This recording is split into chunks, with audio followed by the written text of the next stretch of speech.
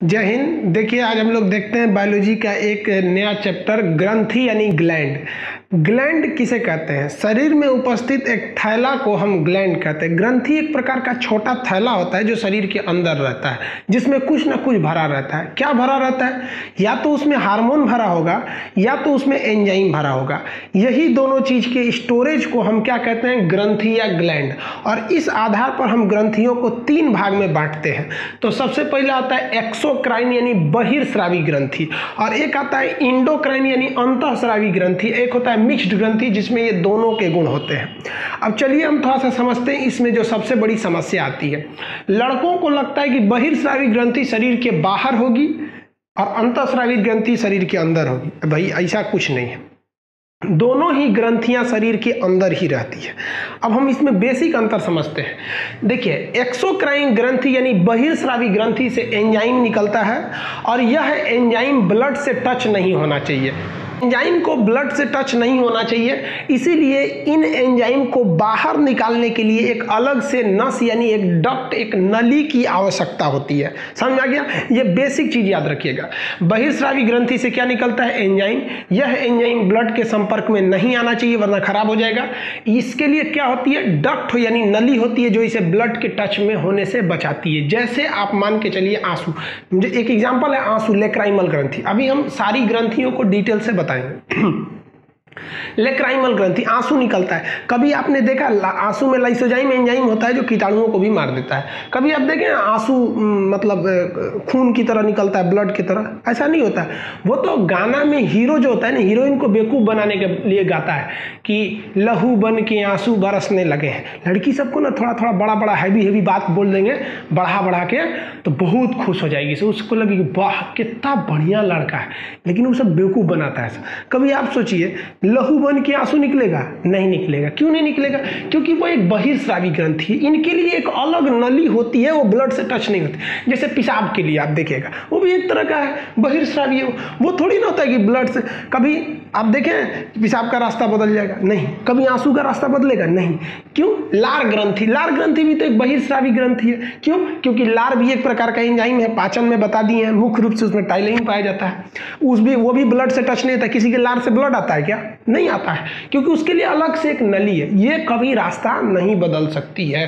बहिर्स्रावी ग्रंथि रहता अंदर ही है, एंजाइम निकलेगा, ब्लड से टच नहीं होगा, तो कौन सा हो गया? बाहर निकल गया, बहिर्स्रावी ग्रंथि करेगा। ये कभी रास्ता नहीं बदल सकता है, किसी को कोई दिक्कत नहीं है, रास्ता कभी नहीं बदलेगा।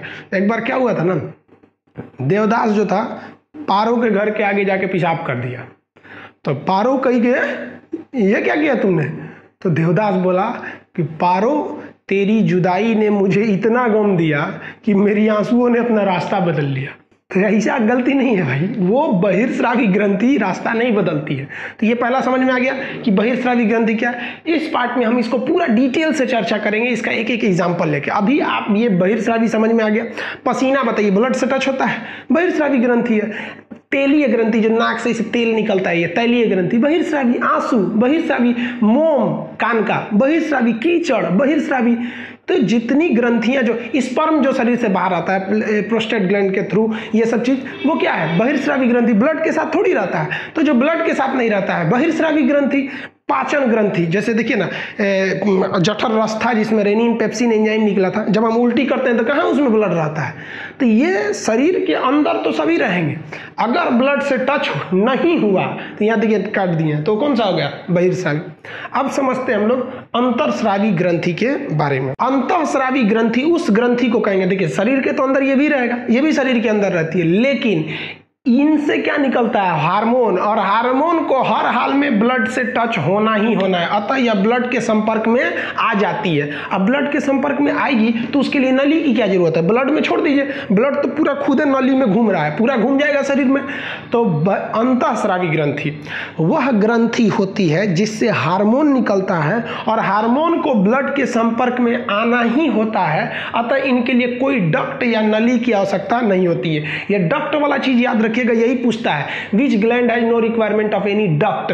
तो एक्सोक्राइन ग्लैंड को किसी भी डक्ट यानी नली की आवश्यकता नहीं है। इससे क्या निकलेगा, इससे हार्मोन निकलता है। जैसे पीयूष ग्रंथि क्या है, वो एक तरह का हार्मोन है। थायराइड ग्रंथि वो अंदर अंदर निकल जाता है, पता नहीं चला। कोई देखा है क्या थायराइड क्या निकल रहा है इससे?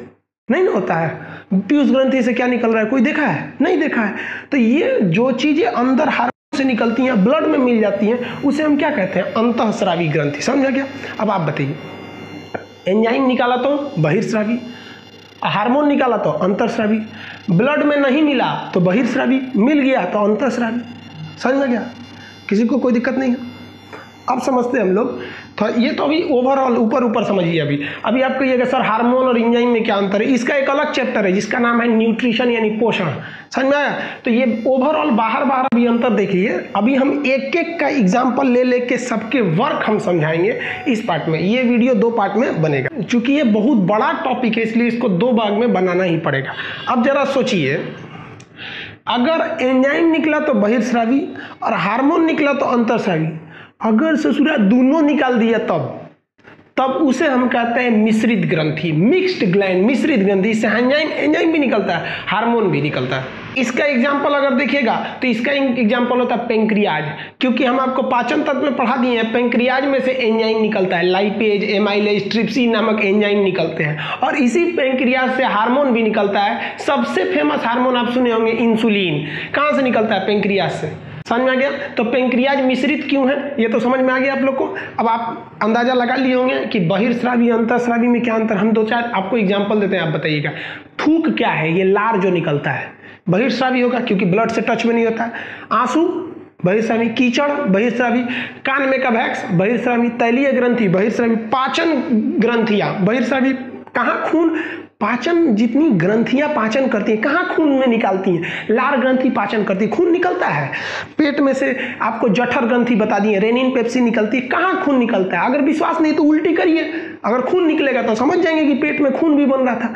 जो आंत से निकलने वाली रस वो एंजाइम थे, या जो इधर से निकाला था आपका पेंक्रियाज, जो लाइपेज, एमाइलेज, ट्रिप्सिन, जो लेट नामक ट्रिक बताए थे आपको पाचन में, वो कहाँ इसमें आके ब्लड मिलाती है। अगर ब्लड मिलती तो लैट्रिन के रास्ते भी ब्लड आता। तो ये जो ब्लड से टच नहीं रहती है वो हो गई बहिर्स्रावी, टच में हो गई तो अंतःस्रावी। समझा कि अंतःस्रावी में हार्मोन, बहिर्स्रावी में एंजाइम। अब एक एक को अलग अलग करके समझते हैं। पार्ट 1 में हम लोग पूरा एक्सोक्राइन ग्लैंड यानी बहिर्स्रावी कंप्लीट करेंगे। आप इसका एक स्क्रीनशॉट लीजिए, हम आपको एक एक डिटेल करके समझाएंगे। गारंटी आपको ग्रंथि नामक चैप्टर में कोई प्रॉब्लम नहीं आएगी। तो हम लोग देखते हैं, स्टार्ट करते हैं ऊपर से ऐसे नीचे चलते चलेंगे। सबसे पहले आता है आपका सेरुमीन ग्रंथि। देखिए इंग्लिश हिंदी दोनों यही होता है, कुछ कुछ नाम होते हैं जो नहीं बदलता है। जैसे राम का नाम इंग्लिश में भी वही होगा, हिंदी में भी वही होगा। और ज़्यादातर बायोलॉजी में आप 100% सोचिएगा उसका हिंदी हो जाती है, काफ़ी टफ हो जाता है। तो देखिए पहला याद रखिएगा सेरुमीन ग्रंथि, ये सीजीएल में पूछ चुका है आपको। सेरुमीन ग्रंथि कहाँ पाई जाती है? कान में पाई जाती है और यही मोम बना देती है। आप बताइए ये मोम कहीं ब्लड से टच होता है? नहीं होता है। ब्लड से टच कहाँ होता है इसका? मोम का एक रास्ता फिक्स है कि मुंह में से मोम निकलेगा, ऐसे निकलेगा, कान में से निकलेगा। तो आपको बताएं जिसके लिए डक्ट यानी नली हो और जो ब्लड से टच में ना हो वो क्या हो जाता है? बहिर्स्रावी। तो सेरुमीन ग्रंथि कहाँ पाई जाती है? कान में। क्या करती है? मोम बनाती है। और वही देखते होंगे आप, लड़का बचपन में होंगे तो ये आप कलम का लीड खोल के ऐसे बकोटते रहते होंगे, और नहीं तो किसी कागज का ऐसे कोना मोड़ के और उसी में बचपन में आदमी कोचते रहता था। किस लिए? क्योंकि वो सेरुमीन ग्रंथि मोम बनाती है। जितना कान को खोदिएगा ना उतना ही सेरुमीन ग्रंथि मोम बनाएगी। इसलिए देखिएगा जो कान खोदता होगा ना वो खूब खोदता है, और जो नहीं खोदता है वो नहीं खोदता है, क्योंकि सेरुमीन ग्रंथि को डिस्टर्ब मत कीजिए। अब दूसरा आता है लेक्राइमल ग्रंथि। देखिए आंख में 2 ग्रंथि होती है, एक आंख के ऊपर वाले भाग में, एक आंख के नीचे वाले भाग में। तो एक ऊपर वाले को कहते हैं लेक्राइमल ग्रंथि। देखिए ये आंख बना दिए हैं, ऊपर एक ग्रंथि बना के 2 नंबर लिख दिए हैं, मतलब वो लेक्राइमल ग्रंथि है। और नीचे एक ग्रंथि बना के 3 नंबर लिख दिए हैं, इसलिए वो मोबिमियन ग्रंथि है। तो ये नंबरिंग से आप समझिएगा। तो पहले हम ऊपर वाला समझते हैं, लेक्राइमल ग्रंथि। ये कहाँ पाई जाती है? तो आंखों के ऊपरी भाग में पाई जाती है। इसका काम क्या है बाबू? तो आंसू का निर्माण करना। किसका निर्माण करना? आंसू यानी टीयर का निर्माण करना। क्वेश्चन पूछेगा आंसू में कौन सा एंजाइम? तो लाइसोजाइम एंजाइम। आप बताइए क्या आंसू ब्लड से टच होता है? नहीं होता है। तो ये आंसू का निर्माण करती है। अब आगे देखते हैं हम लोग, आंखों का ये जो कोना वाला भाग है ना, इस कोना में आप देखिएगा ना एक मांस लटकते रहता है, एकदम नाक के पास कोना वाला देखिएगा ना एक मांस होता है छोटा सा, उसे हम लोग कहते हैं पंकटम। क्या कहते हैं? पंकटम कहते हैं। वही आंसू को स्टोर कर लेता है। ज्यादा आंसू रहेगा तो टपक जाएगा और कम रहेगा तो स्टोर कर लेगा। तो ये नाक, दोनों नाक के पास यहाँ देखिएगा ना तो मांस छोटा पाया जाएगा, उसे क्या कहते हैं? पंकटम कहते हैं। वो आंसू को स्टोर करता है और यही क्या करता है पंकटम, नाक में आंसू को भेज देता है। इसलिए देखिएगा अगर कोई रोएगा ना तो नाक को बहने लगता है, एकदम पूरा एकदम छीछा लेदर कर देता है रो के। तो ये रोने वाला चीज हो गया। तो आंसू में कौन सा एंजाइम? Lysozyme enzyme. ये कहाँ पाया जाएगा? ऊपर। देखिए समझने के लिए हम यहाँ क्या लिख दिए हैं? 2। अब समझते हैं थोड़ा नीचे वाला पे। तो आंख के नीचे ऐसे निकाल के देखिएगा देखो मांस का लोथड़ा पाया जाएगा। वो कौन सा होता है? मोबेवियन ग्रंथि। मोबेमियन ग्रंथि पाई जाती है। इंग्लिश भी वही होता है। इसका काम क्या होता है? ये आंखों में पाया जाता है नीचे की ओर, और ये आंखों के सुरक्षा के लिए तेल का निर्माण करता है। और वही तेल इकट्ठा होते होते होते दिन भर का इकट्ठा होकर रात में वो कीचड़ का रूप ले लेता है। तो आंखों के लिए तेल तथा कीचड़ का निर्माण कौन कर देता है? मोबेमियन ग्रंथि। ये क्या करती है? कीचड़ का निर्माण करती है। सुबह में उठ के ऐसे जब बकोट उकोट के फेंक देता है, एक तो एक कटोरा फेंकता है। अब छोटका लड़का को देखिए ना, स्कूल चल जाएगा, अब प्रेयर में खड़ा रहेगा, निकालते रहेगा। तो छोटे बच्चों में होता है, आप लोग भी किए होंगे। तो ये हो गया आपका ऊपर से देखते हैं हम लोग। तो पहला हम लोग कान देख लिए, आंख में 2 ग्रंथियां देख लिए। अब आगे समझते हैं नाक में भी देखिए। अब नकिया का ये जो ऊपर वाला भाग देखते हैं ना, इसमें भी कुछ ग्रंथियां होती हैं। तो ध्यान से समझते हैं आगे। श्वेत ग्रंथि जो होता है, इसे हम लोग श्वेत ग्लैंड यानी स्वेट ग्लैंड के नाम से जानते हैं। ये पसीना का निर्माण करती है। देखिए गर्दन पे पसीना हो जाता है, माथा पे हो जाता है, बहुत पसीना निकलने लगता है गर्मी के दिन में। तो पसीने का निर्माण कौन करती है? स्वेद। श्वेत नहीं, श्वेत मतलब तो हो जाएगा सफेद। ये क्या है? स्वेद। स्वेद है, स्वेट ग्लैंड। इंग्लिश में तो सिंपल है, पसीना का निर्माण करती है। पसीना में भी नमक होता है, लाइसोजाइम होता है। काला कपड़ा गर्मी में पहनेंगे ना तो पसीना सूखने के बाद वाइट वाइट हो जाता है। अब देखिए ये तो हम पसीना आपको एक्सक्रेटरी सिस्टम में भी पढ़ाए हैं। सेबेकस ग्रंथि, इसको याद रखिएगा, तैलीय ग्रंथि। सेबेकस ग्रंथि, तैलीय ग्रंथि नाक के ऊपर पाया जाता है। ज्यादातर ये नाक के ऊपर पाए जाते हैं, बहुत जगह पाए जाते हैं। त्वचा को ना ये सॉफ्ट रखते हैं, मोम रखते हैं। देखिए ये सीबम का निर्माण करते हैं। सीबम क्या होता है? एक प्रकार का सॉफ्ट पदार्थ होता है जो त्वचा को चिकना रखता है, एकदम चिकना रखेगा, इसे सीबम का निर्माण करेगा। समझा गया? वो कहाँ पाए जाते हैं? नाक के ऊपर। आप सो के उठिएगा ना तो पचर पचर हुआ रहेगा नाक, उसी को कहते हैं ओ माई गॉड माई ऑयली स्किन। लड़की सब ना उस पर क्रीम पोतती है सब। अरे तरीका, तो क्रीम पोतेगी तो नहीं निकलेगा, लेकिन अंदर बनना थोड़ी छोड़ देगा, बनेगा। अब वही 6 महीना बाद इतने फोड़ा निकलेगा, कहेगा oh my god my all beauty has destroyed due to this heavy pimples. लो सोचा तू ही ना पोती थी उसको। तो ये सब नहीं करना चाहिए, नेचुरल रहना चाहिए एकदम इंसान को। तो सेबेकस ग्रंथि, देखिए जानवरों में ना ये सेबेकस ग्रंथि ज़्यादा पाई जाती है। गाय वगैरह देखिएगा ना उसका शरीर एकदम चिकना रहता है। क्यों? क्योंकि उसमें सीबम बना रहता है। कौवा वगैरह को देखिएगा ना, पक्षियों का पंख एकदम चिकना रहता है। क्वेश्चन भी पूछता है, पक्षी भीगते नहीं है क्योंकि पंख पर क्या पाया जाता है? मोम पाया जाता है। और मोम कहाँ से बन जाता है? सेबेकस ग्रंथि ये सब के द्वारा, सेबेकस ग्रंथि वगैरह उसको बना देती हैं सब, मोम वगैरह का। तो ये समझ में आ गया आपको।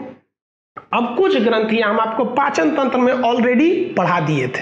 समझ में आ गया? कौन कौन सी ग्रंथि पढ़ा दिए थे हम ऑलरेडी? देखिए पढ़ा रहे थे तो आपको स्लेवरी ग्रंथि, लार ग्रंथि पढ़ाए थे। अगर आपको इसके बारे में डिटेल से देखना है तो पाचन तंत्र देखिए, 4 प्रकार का एंजाइम निकले था। अब हम इसमें उसकी चर्चा नहीं करेंगे। स्लेवरी ग्रंथि यानी लार ग्रंथि, ये 4 प्रकार की इससे क्या निकलते हैं? आपके पाचक एंजाइम निकलते हैं। तो इससे क्या निकलता है? पाचक एंजाइम। डिटेल से समझना है तो पाचन तंत्र के चैप्टर में। अब देखिए खाना जब मुंह के अंदर चला गया पेट में, तो याद कीजिए पेट में कौन सी ग्रंथि थी? जठर ग्रंथि, गैस्ट्रिक ग्लैंड। जठर ग्रंथि या गैस्ट्रिक ग्लैंड, और उससे क्या निकला था? जठर रस। याद कीजिए आपको जठर रस में कितने एंजाइम? 2। तो पाचक एंजाइम का नाम क्या था? जठर एंजाइम। जठर रस यानी जठर एंजाइम में कितने एंजाइम? 2, रेनिन और पेप्सिन। आप वीडियो को रोकिए एक सेकंड के लिए और पॉज कीजिए और कमेंट में लिखिए कि रेनिन किसको पचाता है और पेप्सिन प्रोटीन को किस में तोड़ता है। समझ में आ गया? देखिए आगे, अब देखिए ये तो हो गए गैस्ट्रिक ग्लैंड। गैस्ट्रिक ग्लैंड जो होते हैं सब, गैस्ट्रिक ग्लैंड यही दोनों का काम करते हैं। ये रेनिन हो गया, ये पेप्सिन, ये दूध को पचा देगा, ये प्रोटीन को। कभी कभी यह गैस्ट्रिक ग्लैंड उतना अच्छा से काम नहीं करता है। जब उतना अच्छा से काम नहीं करेगा तो रेनिन नहीं बनेगा, पेप्सिन नहीं बनेगा, अतः यह पाचक एंजाइम नहीं बनेंगे, तब पेट में खाना अच्छा से पचेगा नहीं, तो आदमी को धुआं ढेकार आता है। तो डॉक्टर से कहते हैं लोग, डॉक्टर साहब धुआं ढेकार आ रहा है, गोए गोए बोल रहा है पेट। अरे भाई गोए गोए काहे बोल रहा है, थोड़ा गैस्ट्रिक ग्लैंड गड़बड़ है। तो डॉक्टर भी समझा देता है कि आपको गैस्ट्रिक का बीमारी हो गया है, गैस्ट्रिक का, ये लीजिए पचनोल, डाइजीन, हजमोला चबाते रहिए। समझ में आ गया? तो ये हो गई आपकी ग्रंथि। आप ये बहिर्स्रावी, आप देखिए इसमें भी ब्लड नहीं होता है। अगर ब्लड होता तो उल्टी करते तो ब्लड आता। लार ग्रंथि में भी ब्लड नहीं होता है। समझ में आ गया? तो आप इसका स्क्रीनशॉट लीजिए। अभी और भी बहिर्स्रावी ग्रंथियां हैं, उनको डिटेल से समझाते हैं। देखिए अगला बहिर्स्रावी ग्रंथि देखते हैं, म्यूकस ग्रंथि। म्यूकस क्या होता है? एक चिपचिपा पदार्थ का निर्माण करता है। ये कई जगह निर्माण होते हैं, भोजन को निगलने में भी मदद करते हैं। बड़ी आंत में जो मलाशय होता है वहां भी म्यूकस का निर्माण होता है। तो ये कई जगह चिपचिपे पदार्थ का निर्माण करते हैं जो ब्लड से टच नहीं होते हैं, म्यूकस। अब सबसे महत्वपूर्ण हम समझते हैं लीवर के बारे में, बहुत इंपॉर्टेंट है, इसलिए इसको एकदम ध्यान से समझिएगा। लीवर को हम लोग यकृत, उर्दू में इसको जिगर कहते हैं। उर्दू में क्या कहते हैं? जिगर। अब ध्यान दीजिए, इसके बारे में समझिए। सबसे पहले लीवर किस कोशिका का बना होता है? तो इसमें दो तरह की कोशिका पाई जाती है। पहला जो कोशिका होती है हेपेटिक कोशिका, दूसरा होती है Kupffer cell. Hepatic cell and Kupffer cell. देखिए कहेगा कि यकृत किसकी बनी होती है? तो हेपेटिक सेल की, और यही हेपेटिक सेल खराब होने लगता है तो हेपेटाइटिस नाम की बीमारी हो जाती है। यकृत जो है ना सबसे बड़ी ग्रंथि है। और कौन सी ग्रंथि है बाबू ये? तो ये बहिर्स्रावी ग्रंथि है। ये उदर गुहा, उदर मतलब होता है पेट, गुहा मतलब खाली जगह। तो पेट का जो अंदर खाली जगह था उसी में भगवान ने इसको सेट कर दिया, और ये दाहिनी ओर पे सेट है। यहाँ पर क्या है? लीवर सेट है। यह इसकी सबसे बड़ी विशेषता, ध्यान से समझिएगा, ये अपने क्षतिग्रस्त अंगों को ठीक कर सकती है। ये बहुत खतरनाक, इसको अगर काट पीट दीजिएगा ना तो अपने से सही हो जाएगा। क्यों? क्योंकि इसमें सबसे तेजी से कोशिका विभाजन होता है। हम कोशिका चैप्टर में पढ़ाएंगे कि ब्रेन में कोशिका विभाजन होता ही नहीं है, तो इसमें कोशिका विभाजन सबसे तेजी से होता है। अब किसी को इसे दाहिनी ओर चाकू मार दीजिएगा ना तो उसका लीवर कट जाएगा, वो जाएगा इसे कहेगा डॉक्टर साहब छील दीजिए, लीवर कट गया था। तो इधर नहीं मारना चाहिए, इधर बाईं ओर, मतलब बाईं ओर लग गया ना तो फिर ज़्यादा दिक्कत आ जाएगा। दाहिनी ओर क्या होता है? लीवर होता है, वो अपनी क्षतिग्रस्त कोशिकाओं को स्वतः ठीक कर सकता है। अब बात करते हैं यकृत कुछ चीज़ों को निर्माण करता है। क्या करता है निर्माण? तो देखिए ध्यान से, ये फाइब्रिनोजेन और प्रोथ्रोम्बिन नामक प्रोटीन बनाता है। ये दोनों प्रोटीन मिलकर ब्लड को जमा देते हैं। अगर कहीं ब्लड कट गया ना तो वहां देखिएगा जम जाएगा ब्लड आके। कभी सोचें कि शरीर के अंदर जम गया तब क्या होगा?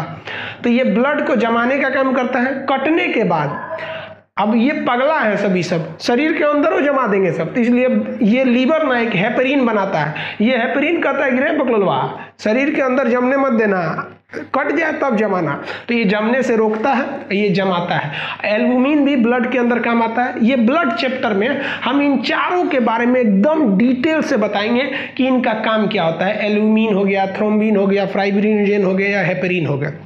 अब आगे समझिए ध्यान से, और किस चीज का निर्माण करता है ये? तो ये कई चीजों का निर्माण करता है। एक बिलिरुबिन का निर्माण करता है। बिलिरुबिन क्या होता है? तो ये एक पीले रंग का पिगमेंट होता है बिलिरुबिन, जो लेट्रिन के रंग को पीला कर देता है। लेकिन कभी कभी लीवर काम अच्छा से नहीं करता है ना, तो ये बिलिरुबिन की मात्रा बहुत बढ़ जाती है, जिससे कि पूरा शरीर पीला हो जाता है। बिलिरुबिन बहुत कम निकलना चाहिए कि केवल लेट्रिन को पीला कर सके, लेकिन लीवर के डिसऑर्डर की वजह से बिलिरुबिन की मात्रा बहुत ज़्यादा निकल जाती है, जिस वजह से पूरा शरीर पीला पड़ जाता है और आँख वगैरह पीला होने लगता है, जिसे पीलिया या जॉन्डिस नामक रोग कहते हैं, जिसे हम हेपेटाइटिस ए भी कहते हैं। यही थोड़ा सा और आगे जाएगा तो बी सी में चला जाएगा, मर जाएंगे लोग हेपेटाइटिस में। तो हेपेटाइटिस सी बहुत खतरनाक बीमारी हो गया है। तो ये हो गया आपका बिलिरुबिन। दूसरा एक और कलर का निर्माण करता है, उसको ध्यान से देखिएगा, बिलीवर्डिन। वो बिलिरुबिन है, ये क्या है? बिलीवर्डिन है। बिलीवर्डिन नामक जो रंग है वो क्या करता है? पित्त को हरा रंग दे देता है। अब हम आपको पाचन में पढ़ा दिए कि पित्त का निर्माण निर्माण कौन करता है? लीवर करता है, यकृत। यकृत क्या करता है? उसे कहाँ जमा कर देता है? पित्ताशय में। पित्ताशय में जो यकृत होती है वो वसा का पाचन करती है और भोजन को अम्लीय बना देती है, समझ में, भोजन को क्षारीय बना देती है। ये तो पाचन का चैप्टर है, यकृत का नहीं है। तो कहेगा कि जो पित्त रस है उसका निर्माण तो भले यकृत करता है, स्टोर भले रहता है पित्ताशय में, लेकिन हरा किसकी वजह से हो जाता है? तो बिलीवर्डिंग के कारण हरा हो जाता है। बिलीवर्डिंग के कारण ये क्या हो जाता है? हरा हो जाता है। पित्त का निर्माण कौन करता है? हम पढ़ा दिए आपको पाचन में ही कि लीवर करता है। अब कुछ ये काम तो देखिए ध्यान से, अब इतना ये तो निर्माण वाला काम देख लिया, अपनी रक्षा तो खुद ही कर लेता है ये। अब कुछ चेंजिंग का काम करता है। आपको हम पढ़ाए हैं एक्सक्रेशन नामक चैप्टर में, उत्सर्जन में, कि अमोनिया जैसे खतरनाक पदार्थ को यूरिया जैसे कम खतरनाक पदार्थ में कौन बदलता है? लीवर बदलता है। और क्या करेगा? ग्लूकोज को ग्लाइकोजन में बदल देता है। ग्लूकोज को किस में बदल देता है? ग्लाइकोजन में बदल देता है। यहाँ है ग्लूकोज को ग्लाइकोजन में। अब एक क्वेश्चन पूछा था कि यदि लीवर काम करना छोड़ दे तो शरीर में किसकी मात्रा बढ़ जाएगी? ऑप्शन में था फाइब्रिनोजेन। तो फाइब्रिनोजेन की मात्रा बढ़ेगी थोड़ी ना, इसको तो बना रहा था लीवर, लीवर चला जाएगा तो ये भी घट जाएगा, प्रोथ्रोम्बिन भी घट जाएगा, हेपरिन भी घट जाएगा, एल्बुमिन भी घट जाएगा, ये सब घट जाएंगे सब। लीवर अगर काम करना छोड़ दे तो ग्लूकोज को आप ग्लाइकोजन में नहीं बदल सकते हैं, इसलिए शरीर में किसकी मात्रा बढ़ जाएगी? ग्लूकोज की। तो याद रखिएगा लीवर खराब होने से ग्लूकोज की मात्रा बहुत ज़्यादा बढ़ जाती है। लीवर किस रूप में एनर्जी को जमा रखता है? ग्लाइकोजन के रूप में।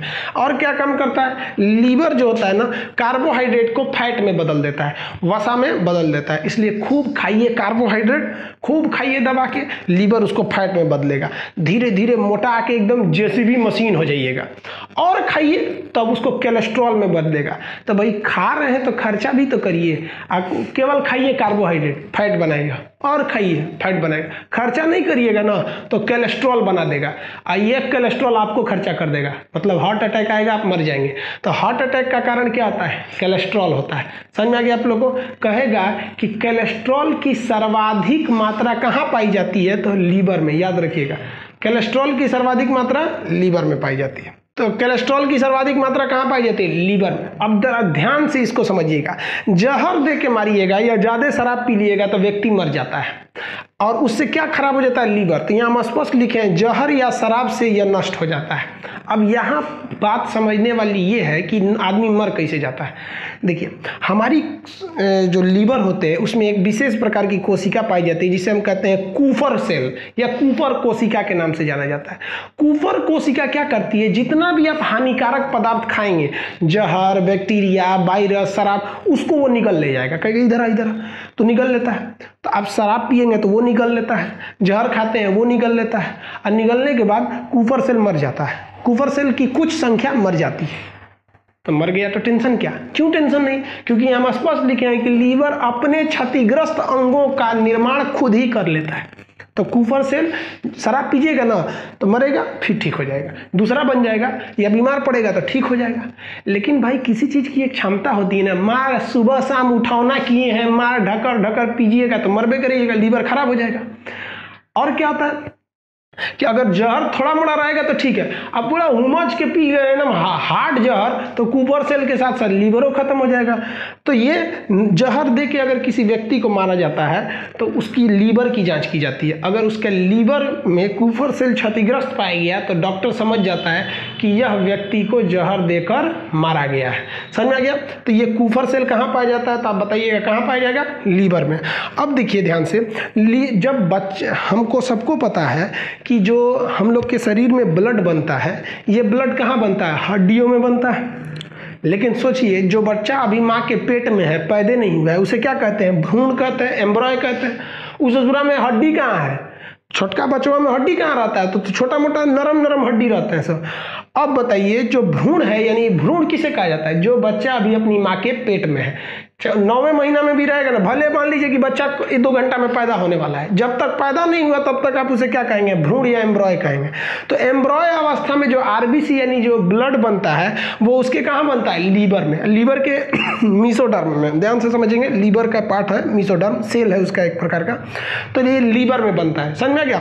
तो कहेगा कि मानव में, हम लोग में ब्लड कहाँ बनता है? तो हड्डियों के अस्थि मज्जा, बोन मैरो में। लेकिन भ्रूण अवस्था में जो छोटा बच्चा माँ के पेट में है उसमें कहाँ बनेगा? लीवर में। स्पेशली कहेगा लीवर में कहाँ? तो लीवर के पार्ट के मीसोडर्म में बनेगा। समझ में आ गया आपको? ये ग्रंथि का टोटल, ये बहिर्स्रावी ग्रंथि थी। इसमें आपको कंप्लीट बता दिए बहिर्स्रावी ग्रंथि के बाद। अब इसके बाद पार्ट 2 में हम आपको अंतःस्रावी ग्रंथि और मिश्रित ग्रंथि पढ़ा देंगे। आप इसका एक स्क्रीनशॉट ले लीजिए। देखिए बाबू, जिस तरह से बड़े शहर में एक चौराहा होता है, वह चौराहा सारे शहर के सभी जगहों को कनेक्ट करता है, उसी तरह हमारी बॉडी में चौराहा का काम करता है लीवर। ये हर चीज़ में अपनी मुख्य भूमिका निभाता है। पाचन में भी देखें आप लोग, और ये रक्त में भी नियंत्रित करता है, फाइब्रिनोजेन इत्यादि को बना के एब्जॉर्प्शन का भी काम करता है। तो ये कई चीज़ों को नियंत्रित करता है, अतः इसको बचा के रखना ज़रूरी है।